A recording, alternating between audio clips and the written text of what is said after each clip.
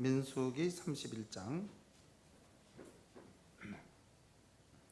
1절부터 5절까지 말씀을 제가 여호와께서 모세에게 일러 가라사대 이스라엘 자손의 원수를 미디안에게 갚으라.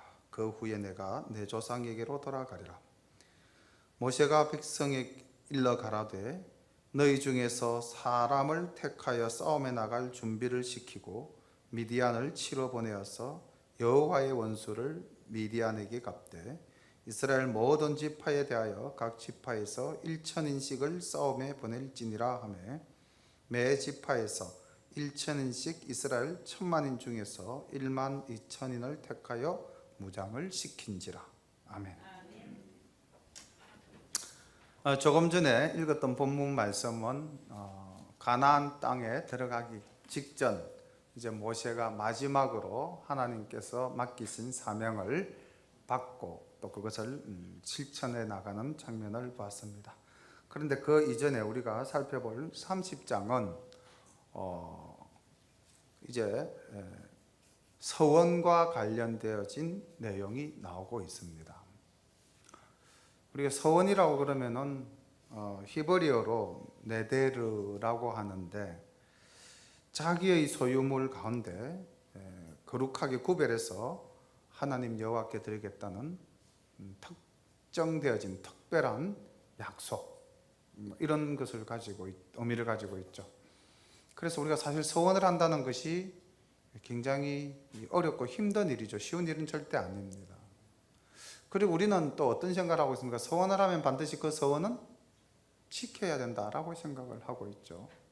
그리고 서원은 또 하나님과 나와의 어떤 인격적인 관계 속에서의 약속입니다.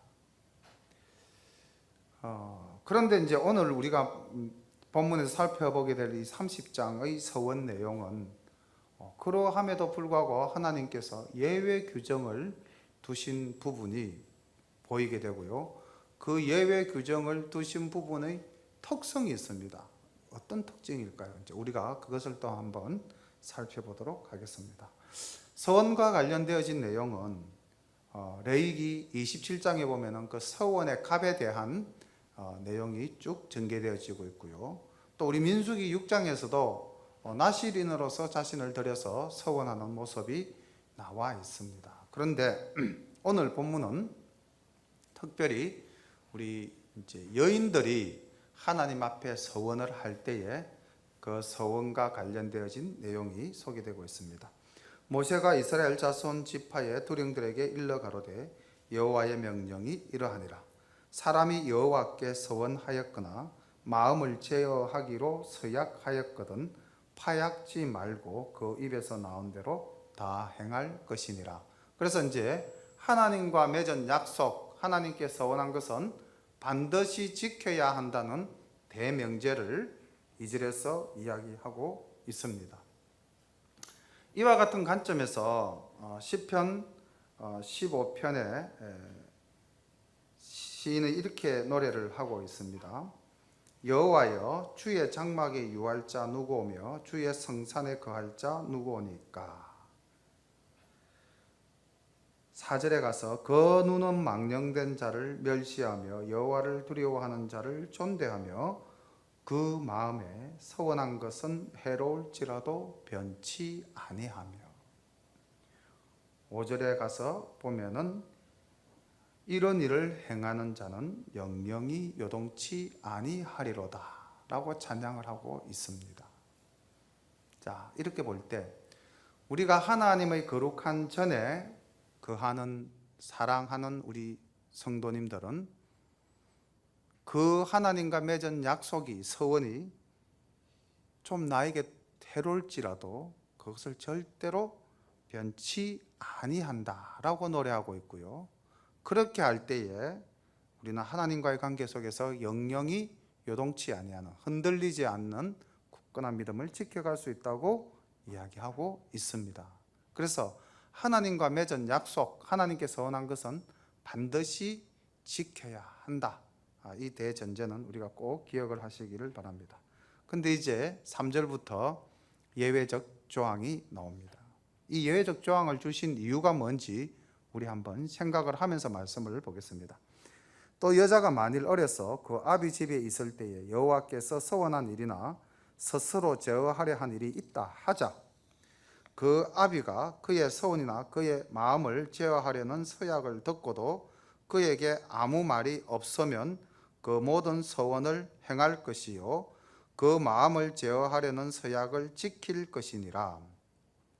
자, 딸과 아버지의 관계 속에서 딸이 서원을 했을 때, 자, 그 부모되는 아버지가 아무 말이 없으면 서약을 지키라고 이야기하고 있습니다. 그러나 그 아비가 그것을 듣는 날에 허락지 아니하면 그 서원과 마음을 제어하려던 서약이 이루어지지 못할 것이니 그 아비가 허락하지 아니하였은즉 여호와께서 사하시리라. 자, 여호와께서 사하시리라. 밑줄 그으셔도 되겠고요. 또 말씀을 좀 눈여겨 봐주시기를 바랍니다. 6절 볼게요. 또 혹시 남편 맞을 때에, 자, 결혼을 할 때입니다.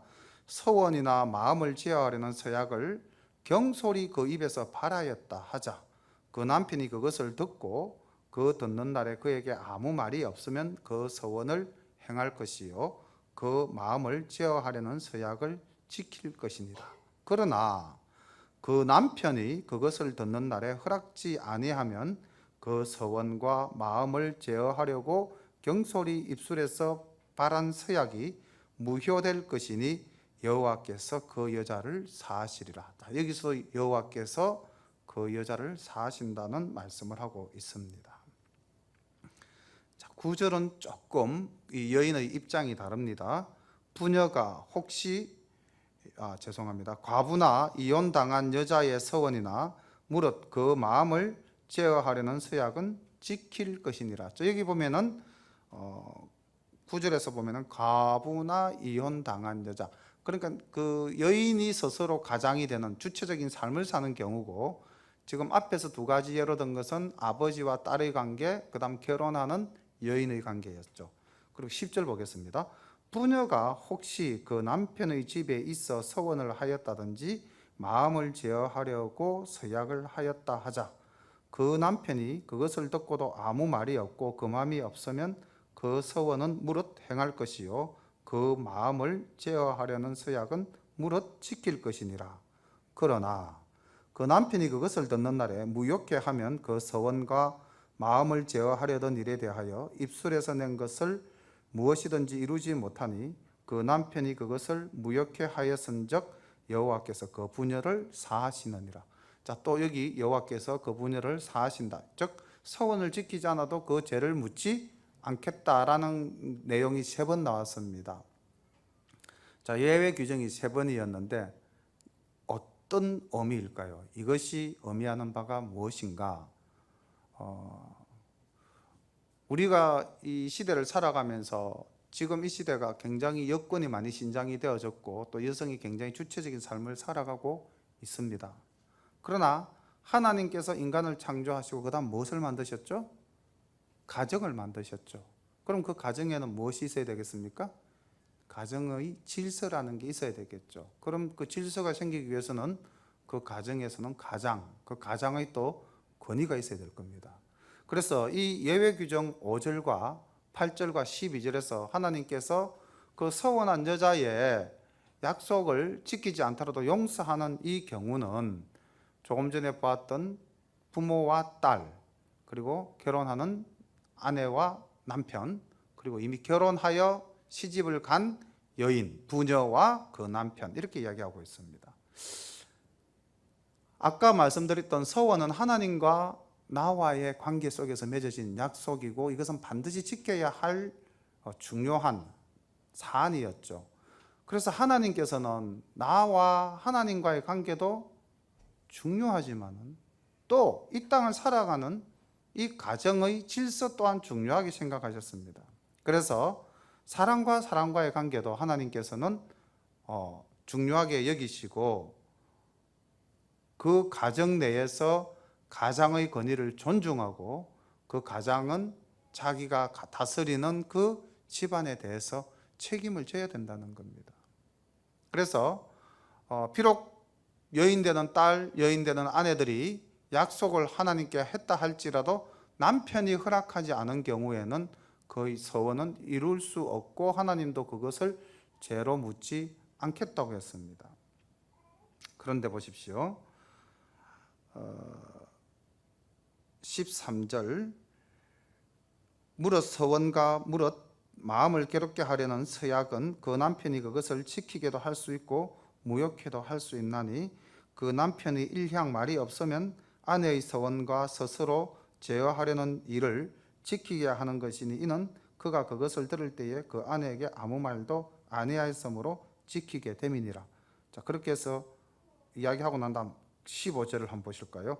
그러나 그 남편이 들은 지 얼마 후에 그것을 무효케 하면 그가 아내의 죄를 담당할 것이니라. 자, 말을 듣는 순간 안 돼, 너라고 이야기한 것은 하나님께 사함을 받을 수가 있지만은 그 말이 나올 때 가만히 있다가 얼마 후에 너라고 이야기했을 때는 누가 그 죄를 담당한다? 남편이. 그래서 가장에게는 권위가 주어진 반면에 또한 뭐도 주어져 있습니까? 책임도 주어져 있습니다. 우리가 이것을 잘 생각해야 됩니다. 이 시대의 가정을 꾸리고 살아가는 많은 남편분들께서 자신의 권위만을 주장한다면 그것은 하나님이 결코 원하시는 바가 아니라는 것이죠. 우리는 권위도 지키고 그것을 가지고 가정을 다스려 나가야 되겠지만은 또한 책임도 당연히 담당해야 할 것입니다. 이는 여호와께서 모세에게 명하신 율례니 남편이 아내에게 아비가 자기 집에 있는 유년 여자에게 대한 것이라. 이 여인들의 서약과 그 서약이 이 예외 규정으로 존중받는 것, 이 말씀 속에는 하나님께서는 가정의 질서, 가정의 화평 굉장히 중요하게 생각하신다는 것이죠. 이것을 또한 이렇게도 한번 생각해 보면 어떨까요? 내가 하나님을 믿노라 하면서 모든 열정을 하나님께만 다 바치고 또 하나님께서 우리에게 주신 소중한 가정을 전혀 돌아보지 않는다면 과연 그것이 하나님이 원하시는 것일까? 하나님께서는 우리에게 주신 계명 많지만 그 전체 계명을 딱 요약하면 어떻게 정리가 됩니까? 하나님 사랑, 이웃 사랑 같은 무게로 주셨습니다. 여기도 보면 서약이라는 것, 서원이라는 건 굉장히 중요한 겁니다. 하나님께 약속한 것은 반드시 지키라고 하셨지만은 그러나 가정의 질서가 파괴되어지는 경우가 된다면은 그것은 하나님께서 예외 규정으로 용서하신다고 말씀하고 있거든요. 그래서 이 말씀 속에 숨겨져 있는 의미를 우리가 잘 찾아서 예수 믿는 사람의 가정은 어떠해야 하며 예수 믿는 가정에서 아내와 남편은 어떠해야 하는가, 예수 믿는 가정에서 자녀와 부모와의 관계는 어떠해야 하는가, 그리고 그 가장은 권위와 자기의 어떤 입장만을 내세울 것이 아니라 반드시 책임도 함께 져야 한다는 그러한 내용을 살펴볼 수가 있겠습니다. 이제 31장에서는 아까 잠시 제가 말씀을 읽고 이제 말씀드렸다시피 모세에게 주어진 마지막 미션입니다. 그런데 그 미션을 주시면서 하나님은 뭐라고 말씀하셨습니까? 2절 후반부에 보면은 이스라엘 자손의 원수를 미디안에게 갚으라. 그리고 나서는 그 후에 내가 내 조상에게로 돌아가리라. 참 모세가 이 말씀을 들었을 때는 가슴이 아프겠죠. 이 미디안이라는 족속은 사실 모세하고는 굉장히 밀접한 관계가 있죠. 모세가 그 애굽의 왕자 신분에서 광야로 나왔을 때 미디안 장로의 집안의 딸과 결혼하지 않았습니까? 십보라. 그렇죠? 그래서 이 미디안 족속들이 살고 있었던 분포 지역은 대체로 시나이 반도하고 오늘날 그다음 아라비아 사막, 즉 아라비아 반도, 아라비아 사막 좀 북쪽, 오늘날로 본다면 요르단과 사우디아라비아 그 경계 지점 부분에 많은 족속들이 살고 있었다고 그럽니다. 그리고 또 일부는 거기서부터 북쪽으로 해가지고 이제 요르단, 시리아 쪽까지 사해와 갈릴리를 둔 요단 동편 쪽에도 상당히 많은 민족들이 살고 있었다고 합니다. 지금 미디안을 정벌하라 했을 때 이 미디안은 요단 동편 모압 땅에 있던, 그리고 모압과 협력해서 발람의 유혹에 꾀를 쫓아서 이스라엘 백성들을 유혹하고 범죄케 했던 바로 그 미디안을 이야기하는 겁니다. 그러니까 시나이 반도나 사우디아라비아 북쪽에 있는 미디안 족속하고는 또한 성격이 조금 다른 겁니다. 여호와께서 모세에게 일러 가라사대 이스라엘 자손의 원수를 미디안에게 갚으라. 이스라엘 자손의 원수에 줄 끊었기 바랍니다. 그 후에 내가 내 조상에게로 돌아가리라. 모세가 백성에게 일러 가로되 너희 중에서 사람을 택하여 싸움에 나갈 준비를 시키고 미디안을 치러 보내서 여호와의 원수를 미디안에게 갚되. 여기선 또 여호와의 원수라고 기록이 되어져 있습니다. 이스라엘 모든 지파에 대하여 각 지파에서 1,000인씩을 싸움에 보낼지니라 하매. 자, 미디안을 치라는 명령을 하나님께서 이제 모세에게 내렸고요. 그리고 모세는 이스라엘의 원수 그리고 여호와의 원수 이렇게 이야기를 하고 있습니다. 이 원수라는 말은 굉장히 적대적 의미를 가진 단어지 않습니까? 그럼 이런 적대적 관계 속에 놓이게 된 뭔가 사건이 있었겠죠. 그 사건이 무엇일까요? 공부한 지 얼마 안 되죠? 말씀 들은 지 얼마 안 됐습니다. 어떤 일이 있었습니까? 우리 바로 앞에서 조금 전에 제가 말씀드렸죠. 발람의 그 꾀를 쫓아서 미디안과 모압이 바알보올에서 이스라엘 백성들을 음행시키고 그 다음 타락시켰죠. 바로 그 사건입니다. 자, 여기서 우리가 하나 분명히 짚고 넘어가야 될 것은 이스라엘 백성이 그 미디안 사람들의 유혹에 넘어가서 육체적인 음행을 저지르고 그 다음 더 나아가서 바알의 신전까지 나아갔습니다. 오늘날 이 시대를 살아가는 우리가 얼마나 우리를 유혹하는 이 음란한 세대입니까? 눈에 보이는 것, 귀에 들리는 것, 정말 손 안에서부터 우리가 가는 곳 곳곳에 음란의 유혹들이 자리 잡고 있습니다. 그래서 교회의 많은 지도자들도 지금은 넘어지고 쓰러져서 미디어에 오르내리는 그런 일들이 지금 숱하게 있죠. 그런데 이런 육체적인 음란함에 빠졌을 때에 나중에 나가서 보니까 영적으로 타락해서 결국 하나님을 배신하는 자리에까지 나아가게 된 거죠. 그래서 하나님께서는 여호와의 원수라고 모세를 통해서 이야기하고 있는 것입니다. 그리고 미디안이라는 족속은 가나안 땅으로 나아가야 될 하나님의 거룩한 백성들을 타락시켰으니까 이스라엘의 원수죠.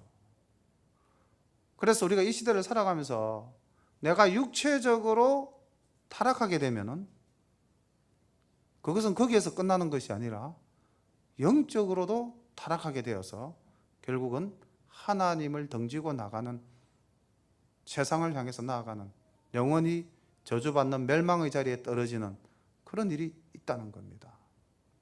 우리가 이때까지 살아오면서 많은 우리의 믿음의 친구들, 믿음의 이웃들을 같이 하나님께 나아가지 못하고 그들이 세상으로 나간 사람들이 얼마나 많습니까? 지난 월요일 날 그 중학교, 고등학교, 중고등부 시절에 학생회를 같이 했던 친구들을 만났어요.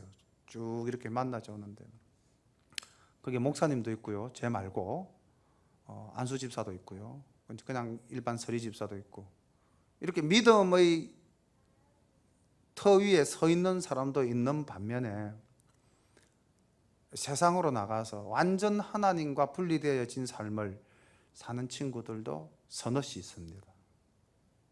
볼 때마다 가슴이 아픈데, 그들이 하나님을 떠나게 된 배경에는 어떤 것이 있을까요? 세상의 물질을 쫓아서, 세상의 쾌락을 쫓아서 한 번, 두 번 실수한 것이 영원히 하나님께 돌아오지 못하는 멸망의 구렁텅이에 빠지는 일이 되어버리지 않았겠습니까?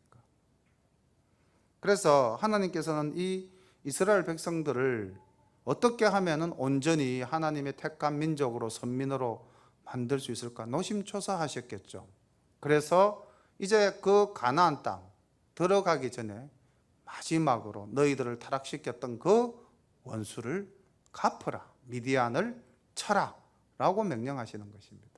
그럼 이 말씀 속에는 결국 너희들이 가나안 땅에 갔을 때도 이 사건, 요단 건너기 직전의 이 마지막 사건을 너희들이 늘 기억하면서 다시는 육체적인 유혹에 넘어가지 말고 이방신을 섬기지 말고 그들은 반드시 너희들의 원수요 나 여호와의 원수니 쳐서 무찔러라 라는 메시지가 그 속에 담겨 있지 않았겠습니까? 그래서 요단 도하 직전 마지막 사건으로 등장하고 있는 것입니다. 5절 봅니다. 매 지파에서 1,000인씩 이스라엘 1,000만인 중에서 12,000인을 택하여 무장을 시킨지라. 모세가 매 지파에 1,000인씩 싸움에 보내되 제사장 엘르아살의 아들 비느에스에게 성소의 기구와 나팔을 들려서 그들과 함께 싸움에 보내매 그들이 여호와께서 모세에게 명하신 대로 미디안을 쳐서 그 남자를 다 죽였고 그 죽인 자 외에 미디안 5왕을 죽였으니 미디안 왕들은 에위와 레겐과 수르와 후르와 레바이며 또 보울의 아들 발람을 칼로 죽였더라. 자, 여기 조금 낯익은 인물이 두 사람이 등장하는데 한 사람은 분명히 알겠죠? 한 사람은 분명히 알겠는데 한 사람을 찾아낼 수 있으시겠습니까? 아, 예, 수르. 이 수르가 어떤 인물입니까?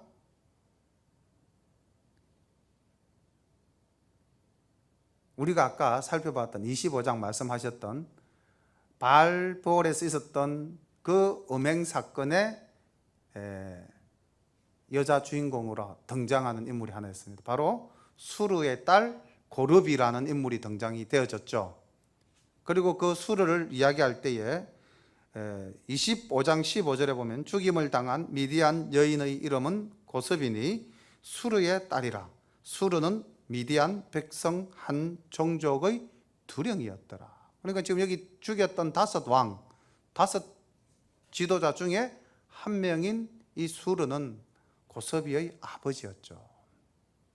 그래서 하나님께 범죄한 자에 대한 하나님의 응징은 반드시 처절하게 하신다는 겁니다. 거기에 조금 더 이제 우리가 이따가 살펴보면은 어떻게 미디안을 쳤는지 그 미디안의 참담한 삶의 모습들이 나오게 되는데 들어가기 전에 여기 6절에 보면은 이제 12,000을 뽑아서 전쟁터로 내어보낼 때에 무엇과 무엇을 보냅니까?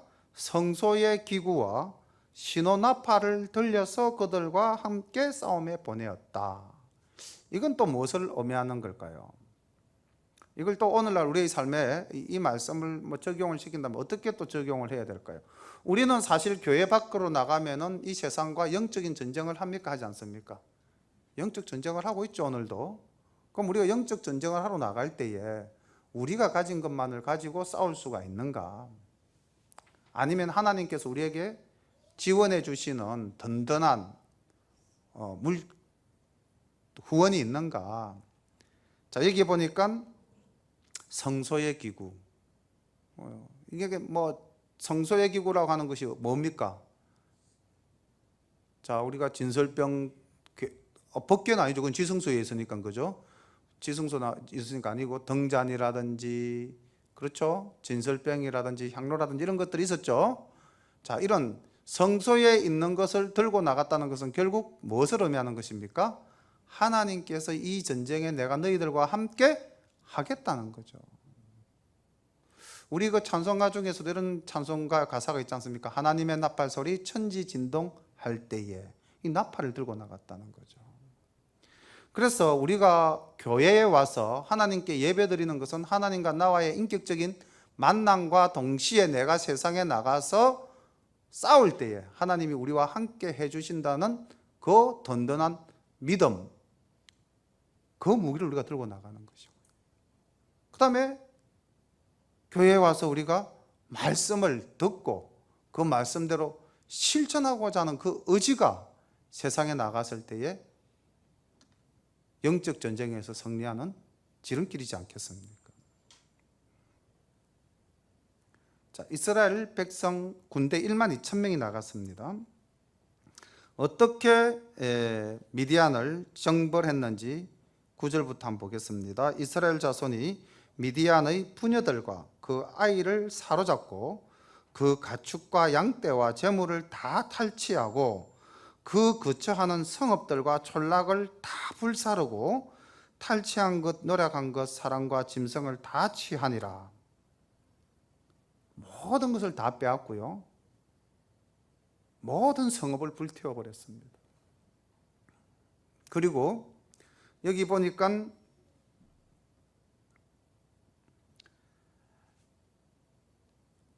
부녀들과 아이들은 사로잡았다라는 말이 있으니까 부녀들과 아이들을 제외한 나머지 모든 남자들은 다 죽였다는 것이죠. 철저히 응징을 했습니다. 자, 그렇게 하고 돌아옵니다.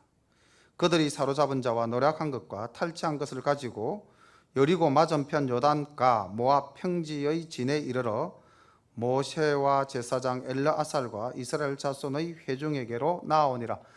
굉장히 이제 그 승리의 기쁨을 가지고 수많은 노략물들을 이제 들고 이제 나오는 것이죠. 그런데 13절 모세와 제사장 엘르아살과 회중의 족장들이 다 진박에 나가서 영접하다가 모세가 군대의 장관, 그 싸움에서 돌아온 천부장들과 백부장들에게 노하니라. 자, 우리 모세는 참으로 온유한 사람이라고 그랬고요. 모세가 분노하는 경우가 거의 없었죠. 별로. 뭐 십계를 받아서 내려왔을 때 아론이 금송아지를 만들어 섬길 때 그때 분노한 장면이 한 번 있었고, 또 이제 가데스 바네아 머리바의 물사건이 이제 한 번 있었고, 그렇게 진노하는 장면이 별로 없었습니다. 근데 지금 이 장면도 보면은, 자, 여러분들이 생각할 때 모세가 뭐 이렇게 분노를 할 만큼 그런 어떤 모습들이 보입니까? 지금 이스라엘 백성들은 하나님 명령대로 미디안을 완전히 쳐서 쑥대밭을 만들고 수많은 벼락물을 들고 지금 돌아오고 있는 이 성전의 기쁜 장소에 모세가 지금 진노했다고 되어 있습니다. 노하니라. 볼게요. 이거 우리가 실수하기 쉽죠. 우리가 하나님 뜻대로 다 살았습니다 라고 이제 이야기할 수 있는데, 보면 뭔가 우리가 흠이 있을 수 있다는 거죠. 15절 모세가 그들에게 이르되 너희가 여자들을 다 살려두었느냐? 보라, 이들이 발람의 꾀를 쫓아 이스라엘 자손으로 버올의 사건에 여호와 앞에 범죄케 하여 여호와의 회중에 연병이 일어나게 하였느니라. 그러므로 아이들 중에 남자는 다 죽이고 남자와 동침하여 사내를 안 여자는 다 죽이고 남자와 동침하지 아니하여 사내를 알지 못하는 여자들은 다 너희를 위하여 살려둘 것이니라. 지금 잡아온 뭐 노예들이라고 해야 될까요? 포로들이라고 해야 될까요? 이 포로들 중에서 다시 또 쳐 죽이라고 이야기하고 있습니다. 누구를 쳐 죽여라? 자, 남자를 다 죽여라. 후환을 다 잘라라는 것이죠. 그리고 또 남자를 아는 여자를 다 죽여라고 이야기하고 있습니다. 그리고 왜 이렇게 철저히 응징을 해야 되는지에 대해서는 하나님께서 바로 버올의 사건을 이야기하고 계시죠.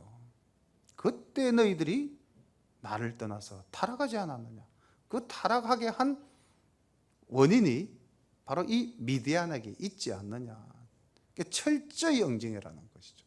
가나안 땅에 들어가서도 마찬가지죠. 철저히 응징하라.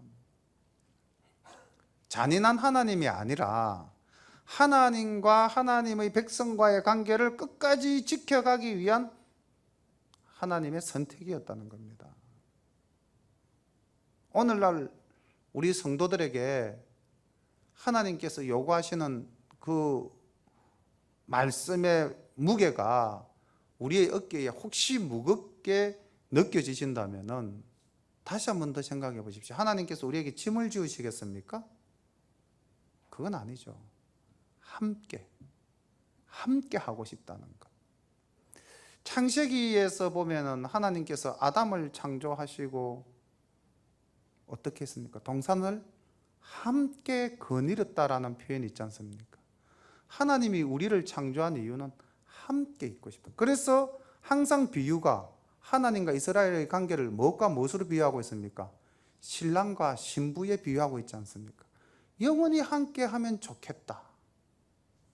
너희들은 절대 나를 배신하지 마라. 그런 하나님의 마음이 이 지금 미디안 정벌에서 모세의 명을 받은 이스라엘 천부장들은, 즉 이스라엘의 군대들은 뭐 싸움에 나설 만한 사람들을 다 죽였으니까 이제는 우리가 뭐 이 정도면 됐지 않았느냐 하고 돌아왔는데, 하나님 보시기에는 악의 근원을 다 제거하지 못했다는 거죠. 우리가 뭐 이만하면 하나님 앞에서 바르게 사는 것 아닌가. 근데 돌아보면은 우리가 제거하지 못했던 우리의 흠들이 남아 있다는 겁니다. 그것까지 철저히, 지금 이 미디안의 전투장이 아니죠, 그죠? 이스라엘 백성들이 머물고 있는 그 자리에서 지금 또 얼마나 많은 사람들이 죽었겠습니까? 그러니까 하나님이 그 모든 또 이스라엘 백성들이 보는 앞이지 않습니까? 철저히 영정해서 절대로 너희들이 나를 떠나는 일이 없어야 한다라는 것을 보여주고 있습니다.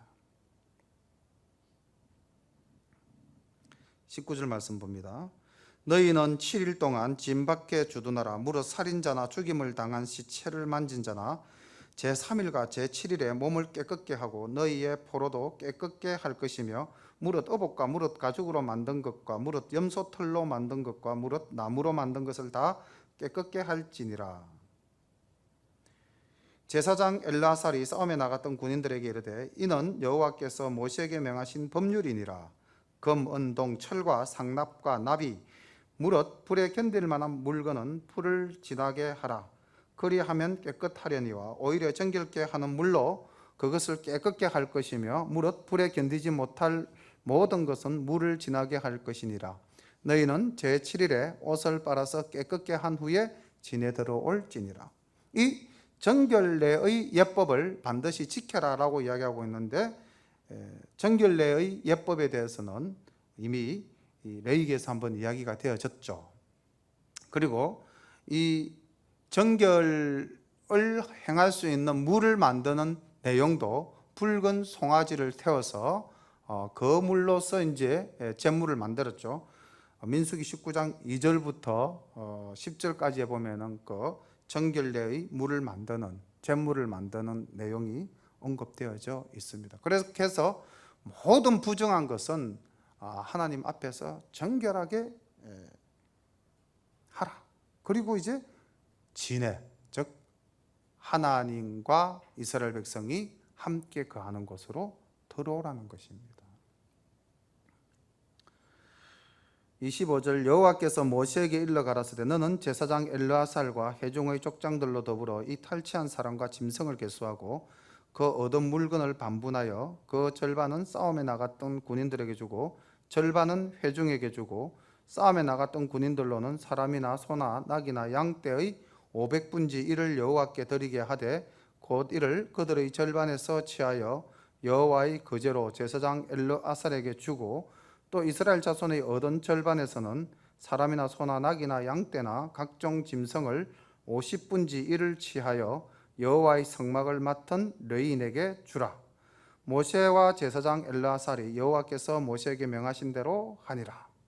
자, 지금 이제 멸락해 온 그 탈취물을 나누는 방법에 대해서 하나님께서 말씀하고 있는데 좀 특이한 모습이 보이죠. 자, 전쟁에 나갔던 군인들이 절반을 가지고요, 나머지 절반은 이스라엘 모든 회중에게 주라고 이야기하고 있습니다. 그리고 군인들에게 주었던 것들 중에서 500분의 1을 뽑아서 선택해서 다시 그것을 누구에게 주라? 여호와께 바치는데 거제로 드리기 때문에 대제사장 엘르아살에게 이제 주라고 이야기하고 있습니다. 그리고 회중이 받았던 것 절반에서 50분의 1을 레위인에게, 즉 성막을 섬기는 사람들에게 이제 주라고 이야기를 하고 있습니다. 조금 더 내용을 살펴볼게요. 32절 그 탈취물 곧 군인들의 다른 탈취물 외에 양이 67만 5천이요 소가 7만 2천이요 나귀가 6만 1천이요 사람은 남자와 동침하지 아니하여서 사내를 알지 못하는 여자가 또한 3만 2천이니 그 절반 곧 싸움에 나갔던 자들의 소유가 양이 33만 7,500이라 여호와께 새로 드린 양이 675요 소가 3만 6천이라 그 중에서 여호와께 새로 드린 것이 72두요 나귀가 3만 500이라 그 중에서 여호와께 새로 드린 것이 61이요 사람이 1만 6천이라 그 중에서 여호와께 새로 드리운 자가 32명이니 여호와께 거제의 새로 드린 것을 모세가 제사장 엘르아살에게 주었으니 여호와께서 모세에게 명하심과 같았더라. 자, 군인들이 가졌던 절반에서 제사장 엘르아살에게 주었던 500분의 1에 대한 내용이 양이 675마리, 소가 72마리, 나귀가 61마리, 그리고 여자가 32명입니다.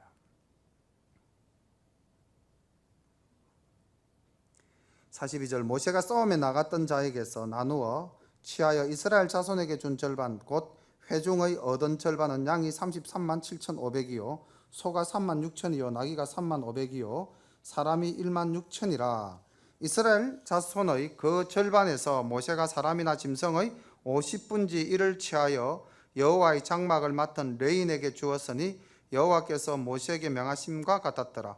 군대의 장관들 곧 천부장과 백부장들이 모세에게 나와서 그에게 고하되 당신의 종들의 영솔한 군인을 계수한즉 우리 중 한 사람도 충나지 아니하였기로. 잠시 말씀을 끊고 여기서 이제 조금 전에 군인들에게서 엘르아살에게 이제 주었던 제물의 수가 나왔다면 이제 회중들이 받았던 것 중에서 50분의 1을 택해서 레위인에게 주었겠죠. 그 레위인에게 준 양이 양은 6,750마리고 소는 720마리, 나귀는 610마리, 그리고 여자는 320명입니다. 자, 탈취한 노략물을 군인과 회중이 반반 나누고 또 그 반반 나누었던 것을 하나님과 레인에게 다시 바쳤다는 이 내용을 가지고 우리는 무엇을 한 번 더 생각해 볼 수 있을까요? 보통 군인이 그것을 노략물을 가지고 왔다면 자기들이 다 가질 수도 있죠. 그런데 하나님을 믿는 사람은 내가 얻은 것이라 할지라도 그것을 나 혼자 독식하면 된다 안 된다? 안 된다라는 내용이 들어있다고 우리가 봐야 될 것입니다. 제가 예배 전에 성전에 올라가는 노래로 소개해드렸던 말씀 중에서 내 손이 수고한 대로 내가 먹을 것이라 라는 말씀이 있어서 내가 이랬으니 내가 가지는 것은 당연하다라고 생각할 수도 있습니다. 그러나 오늘 이 말씀이 우리에게 주는 내용을 본다면은 하나님을 믿는 사람은 비록 자기가 수고한 것의 대가를 받았다 할지라도 그것을 나와 이웃과 하나님과 하나님을 섬기는 자에게 함께 나누어야 된다는 것을 이야기한다고 봐야 되겠죠. 이 기사를 아마 다윗이 알고 있었던 것 같습니다. 그래서 다윗은 사무엘상 30장 23절로부터 25절까지의 내용을 보면은요, 다윗이 아말렉을 치고 돌아올 때에 그 탈취물을 탈취한 자들 중에 비류나 악한 자들이 이것은 우리가 탈취한 것은 우리가 다 가져야 되겠다라고 이제 이야기를 합니다. 그러니까 다윗이 23절에 이렇게 이야기합니다. 다윗이 가로되 나의 형제들아 여호와께서 우리를 보호하시고 우리를 치러 온 그 군대를 우리 손에 붙이셨은즉 그가 우리에게 주신 것을 너희가 이같이 못하라. 너희들 다 가질 수가 없다. 이 일에 누가 너희를 듣겠느냐? 전장에 내려갔던 자의 분깃이나 소유물 곁에 머물렀던 자의 분깃이 일반일지니 같이 분배할 것이니라 하고 그날로부터 다윗이 이것으로 이스라엘의 율례와 규례를 삼았더니 오늘까지 이르니라. 이렇게 되어 있습니다. 다윗이 아말렉을 치고 그 탈취한 재물을 전쟁에 나갔던 사람이나 그리고 그들을 도왔던 함께 가지 못했던 사람이나 동일하게 나누어라. 이 말씀은 곧 조금 전에 우리가 보았던 이 민수기의 말씀을 그대로 적용한 것이고 다윗은 그것을 이스라엘의 율례로 삼았다고 했습니다. 그럼 오늘 우리가 이 말씀을 듣고 다시 한 번 더 묵상을 하니까 이제 우리의 삶이 어떻게 좀 더 변화되어져야 할까요?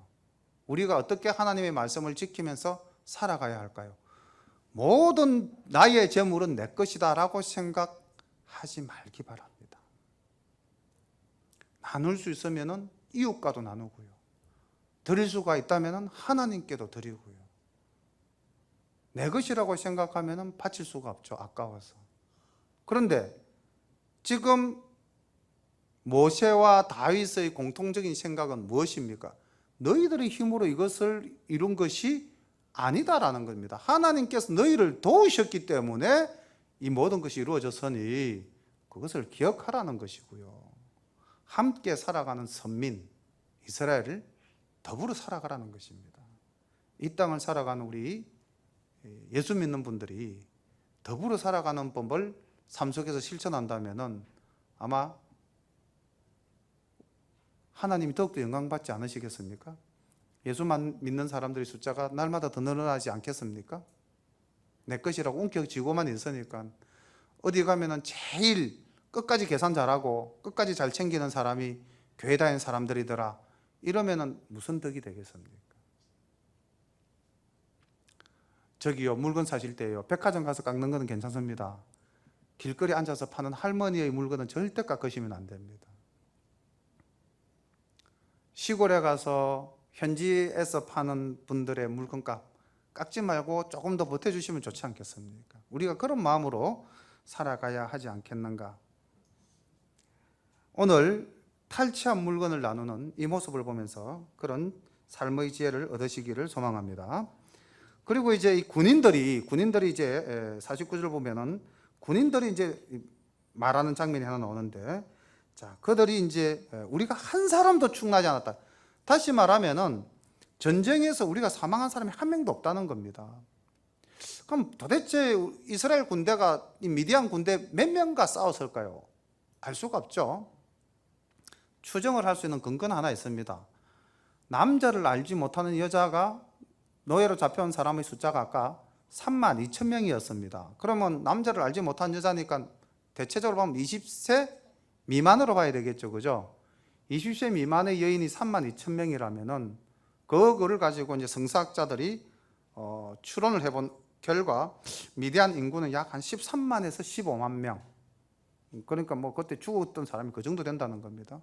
그리고 당시에 군인으로 징발되어졌던 인원이 약 한 3만 5천 명쯤 되지 않았을까라고 성서학자들은 추정을 합니다. 이 3만 2천 명을 근거로 해서. 그렇게 할 때 1만 2천 대 3만 5천이면 1대 3이죠. 그 전투에서 이스라엘 군인이 한 명도 안 죽었답니다. 얼마나 놀라운 하나님의 은혜입니까? 그래서 50절, 우리 각 사람의 얻은 바 금패물 곧 발목고리, 손목고리, 인장반지, 귀고리, 발고리들을 여호와의 예물로 우리의 생명을 위하여 여호와 앞에 속죄하려고 가져왔나이다. 모세와 제사장 엘르아살이 그들에게 그 금으로 만든 모든 폐물을 취한즉 천부장과 백부장들이 여호와께 드린 거제의 금이 도합 16,750세겔이니 군인들이 각기 자기를 위하여 탈취한 것이니라. 모세와 제사장 엘르아살이 천부장과 백부장들에게서 금을 취하여 해막에 들려서 여호와 앞에 이스라엘 자손의 기념을 삼았더라. 자, 여기서 또 굉장한 회개 운동이 하나 일어나고 있죠. 돌아보니까 이 전쟁은 정말 하나님이 우리와 함께 하신 것임을 깨달은 이 군인들이 각자 자기 몫으로, 죄송합니다 이런 표현을 좀 써서 짱박아 놨던 것들을 이제 어떻게 합니까? 들고 나와서 속죄의 예물로 드립니다 하고 바친 그 금이 16,750세겔입니다. 엄청난 양이죠. 내어놓을 때 이 사람들이 참 아깝다라는 생각을 할 수도 있었겠죠, 인간적으로 생각해 보면은. 그러나 주신 분이 하나님이심을 이들이 깨달았을 때에 이들은 그것을 기꺼이 속죄제의 제물로 바쳤다는 것입니다.